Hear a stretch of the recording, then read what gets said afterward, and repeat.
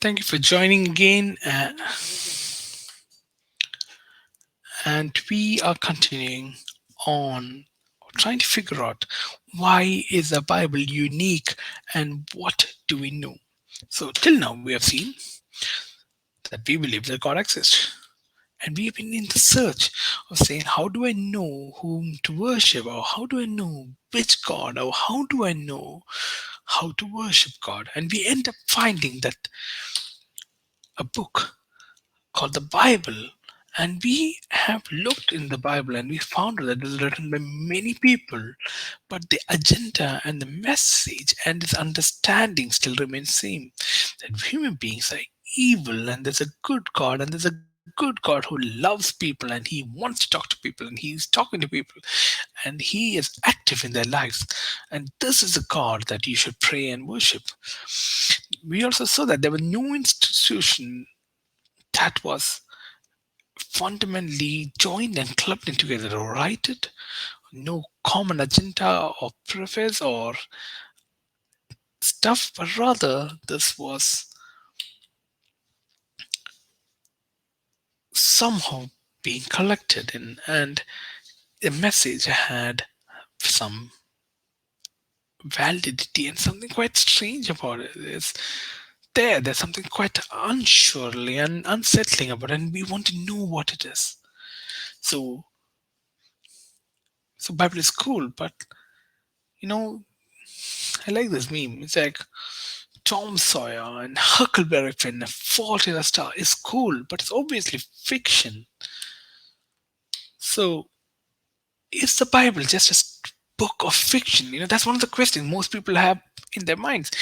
Isn't it just a book of fiction? Couldn't we just open the Red Riding Hood or a Tom Sawyer or Huckleberry Finn and just read something and be inspired and be encouraged by it? In fact, the atheist church tried to do that when they started in London a few years ago. They said, we do want a book, and we just take any book and we just open it and just be inspired by the story. But the Bible could not be easily replaced. In fact, it's a bestseller on the best-selling list for years in a row. There are more copies of the Bible sold, and there are more copies being printed than anything else. Bible is being translated into not just English and Chinese or Russian or Indian languages. It's translated into languages where it's forbidden to bring Bibles, and people are sneaking Bibles into Saudi Arabia, and people are buying Bibles for a huge amount of price in places where it's forbidden. Then you should say, there is something unique in this book, and we want to know why it is unique. So, is there anything historical, like for real, in the Bible? Does it not seem strange that Jesus could find dudes named Matthew, Mark, Luke, John, Peter, Paul, Simon, Philip, and Andrew in the Middle East? Like, aren't they English names? And these in Bible supposed to have written in Israel. See, Bible is a historical book, but it's not a history book. That's something we should remember. Bible is not made up. There are several religion and religious world systems that are who have wonderful stories that are very inspiring. People add history into them or talk about historically inaccurate or inaccurate stuff. For example, there are some parts of Indian religions have this place where they say, "Hey, this certain thing happened because of the certain things." For example, Hinduism says it's true because it mentions Sri Lanka. Well, and so they say that's the same thing we could say about the Bible. They say that but apart from that, nothing else is quite strongly about the Bible. It's not weird. We don't have um, gods who have a half human, half monkey shape, who could fly or jump or leap across continents, the Bible doesn't bring such an aspect of non-human or weird or extraordinary stuff. It brings very natural, normal human beings. People like you and me are in the Bible. So the history the Bible presents are verifiable. Let's see how history is done. Now, if you're going to look at the Bible and then you're going to look at the historical narrative and try to find Abraham in any book apart from the Bible, it's going to be quite impossible, except if it's a religious book like Quran or or some of the Jewish books, because Abraham was a nomad. In a nomad today has no value. A rich nomad then had still not so much of a value. In fact, only because Wikipedia exists, people take time to write about other people. But in a time before Wikipedia, when encyclopedias were sold, only the most important matter was even recorded. So how do we look at Bible and say, hey, is that historical? So in Abraham's story, we see camels and donkeys being with him. So that means we have to realize they were domesticated by Abraham and his cousin Lot. And then we look back at the time period that they said. So they have lived around 1400, 1700 BC. And when we look at them and we look at the history of people and history of agriculture, what people ate, history of domestication, which animals people reared and domesticated, we find all of these things quite similar to what the people said they did. In fact, in Genesis, it talks about um, the early people, and it says, okay, we have the people who worked with stones, and then a few generations later, we have people who worked with bronze and iron and metal. And that is the same way historians look at the Stone Age and then the Bronze Age and the Iron Age and say, hey, these, I think I mixed up a bit, but you understand the point. The Metal Age, these match with the history that is verifiable. Now, obviously, if I find a book that says it is a holy book and talks about Abraham, but Abraham walked around carrying a katana and knew karate and had a friend named Chaco, which is an Indian Kerala name, um, obviously it's just written up by someone who knew the who knew this industry. Or example, if we come to a book that says, hey, this is an old book, and right in the middle of that you start seeing linen, or he's put his buttons on, you're like, wait, buttons are quite new. The ancient people did not sew in buttons. Or or if you read a book and you say, um, you're reading a Victorian book, and then he says he pulled out his AK-47 and he shot his victim. You're like, AK-47, that is not historical. You know that, and I know that, because we all at least could Google that AK-47 was invented in 1948. So it's impossible that anything before 1948 could mention an AK-47. So we look at, that is how we date Bible. There were mass exoduses. So people were moving as families and numbers and culture, tribes left and right. So finding even Israeli movements from Sinai, from Egypt into the Canaan is also going to be still rare. The reason being, this was a period of huge climatic and political changes happening on Earth. So you had people running as refugees from one land to another land.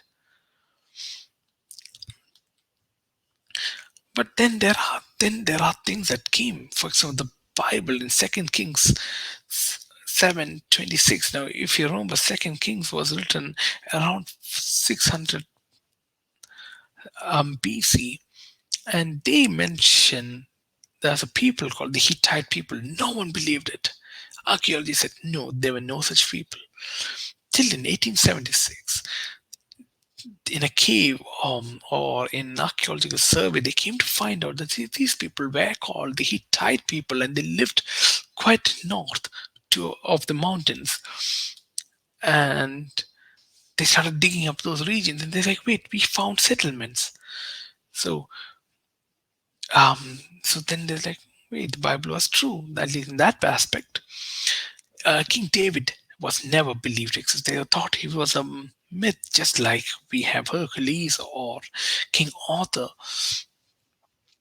But a few digs away, they found interesting elements of King David. They said, this belongs to the house of David, the king of Israel. They found an archaeological mention on a Babylonian dig.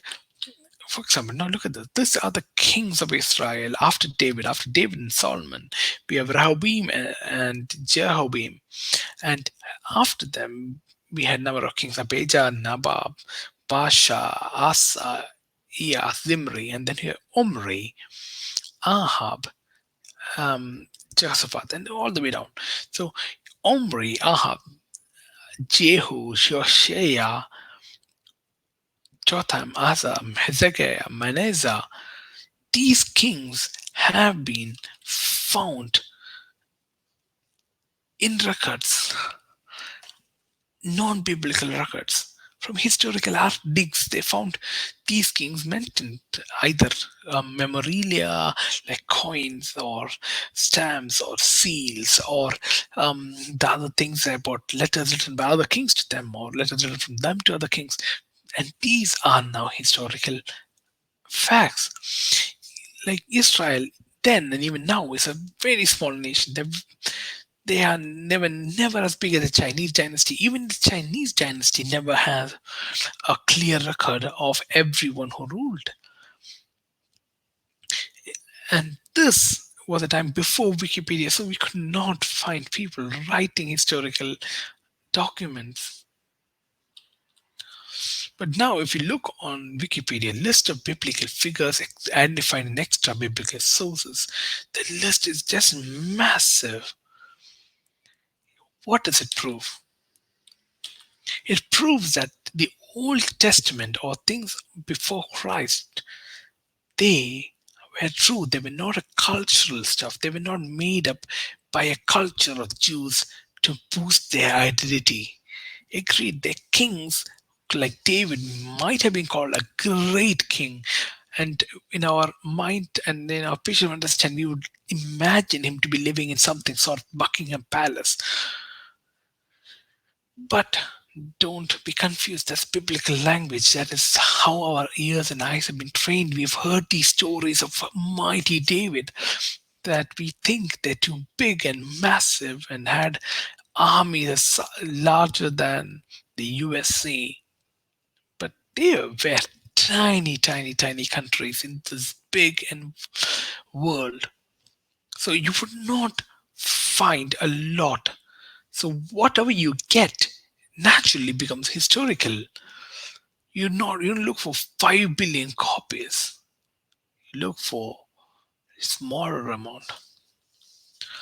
Another, let's go into New Testament. In New Testament, there was a lot of time saying, hey, there was no King Herod. Maybe Jesus was not born. And the census, Luke mentions a census, and in the census, he says, people traveled from different lands into the lands of their birth. And for a long time, it was just by the archaeological community considered a joke that people would travel to their hometown, till around 20, 30 years ago, when they discovered archaeological findings and writings by extra biblical sources and Roman writings, where they mention how census should be done. People should come to their own hometowns to register. Only that way the families could be taxed, because these people were all nomadic. They would move from places to places. It's the families who paid the taxes. So it was important that the taxation happened. Another way we look at archaeology is by looking at the names of people, the probability that someone existed. For example, Jesus was a very popular name. If if Jesus had a friend, and we come across a book, the name of the friend was Arthur or Schneider or Wilhelm, then you would say there's something wrong with it, because these names did not exist till they were either Germanized or Anglicized.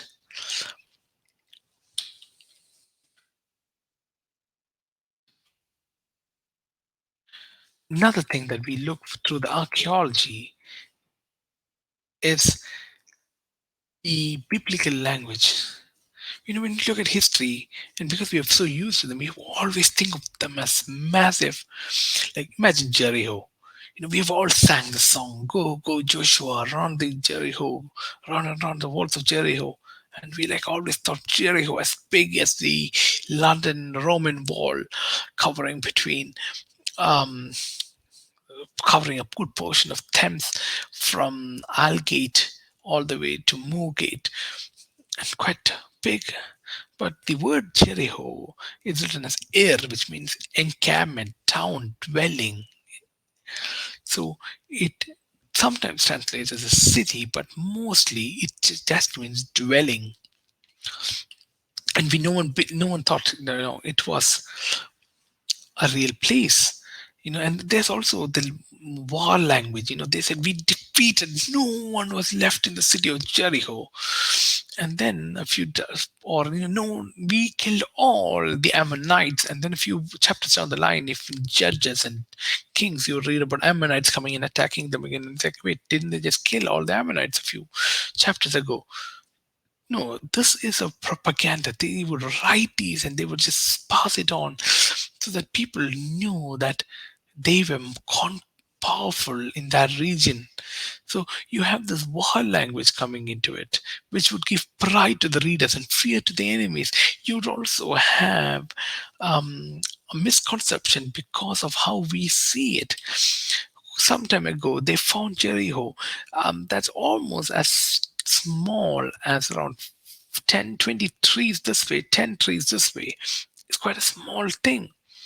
And that makes sense. And the whole idea of Rahab and the Jericho being fortified makes sense. It was not a city, it was an encampment, or a dwelling, or it's a tiny outpost of the region where they had soldiers settled. And Rahab was naturally a prostitute living there, serving the soldiers there. And that is why we only see her and her family being civilians there, and no one else.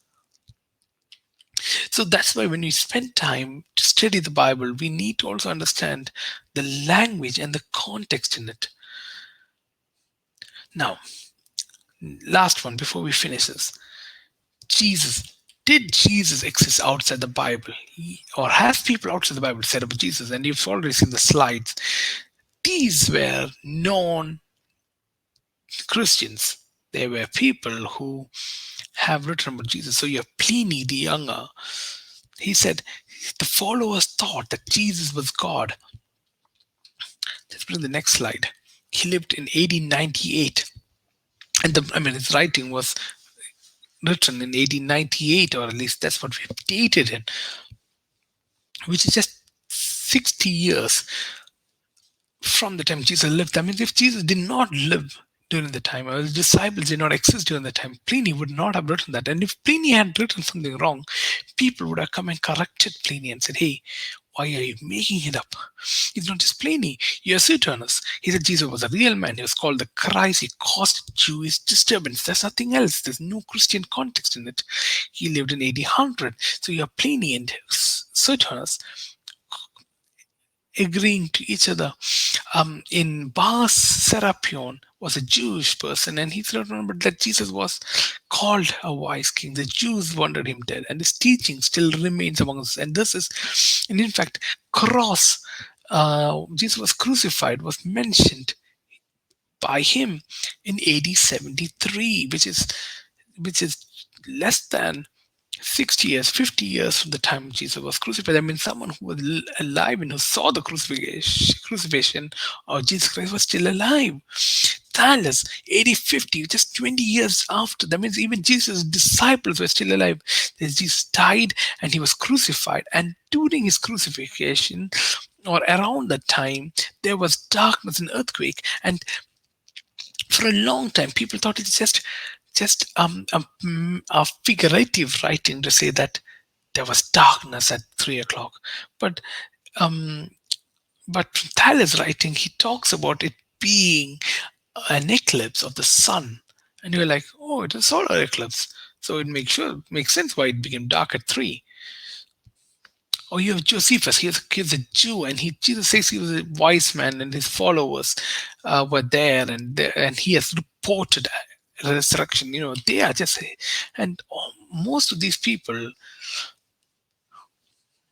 were haters, and they were hating the whole concept of religion called Christianity, and yet they were writing historical documents that showed that.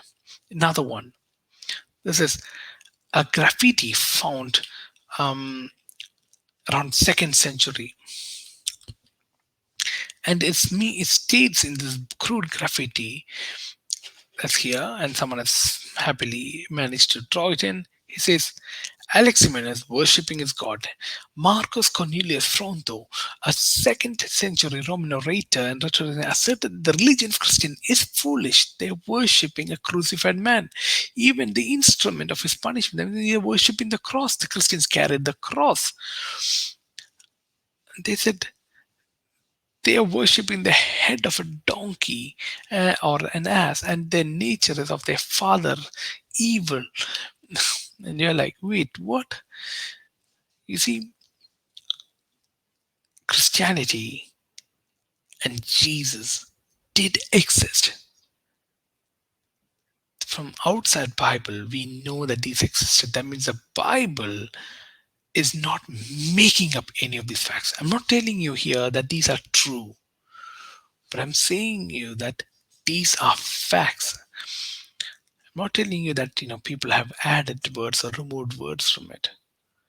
But what I'm telling you here through all of this is we have to pay some consideration to it.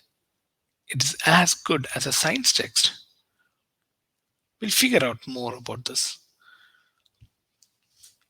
The Bible says this, for the message of the cross is foolish to those who are perishing, but to us who are being saved, it is the power of God. You know that? And it's such an amazing statement. For the guy who drew it, he found it absolutely illogical that people were worshipping Jesus who was killed on a cross on such a hated stuff. Alex Simmons, or Alex, this meant everything in his life to live and die for Christ. We have seen this. Bible is historic in nature, but it's not a history textbook. There are biblical languages, there are war languages, and these genres add in. Events from the Bible relate to history, and Bible is not a made-up fairy tale.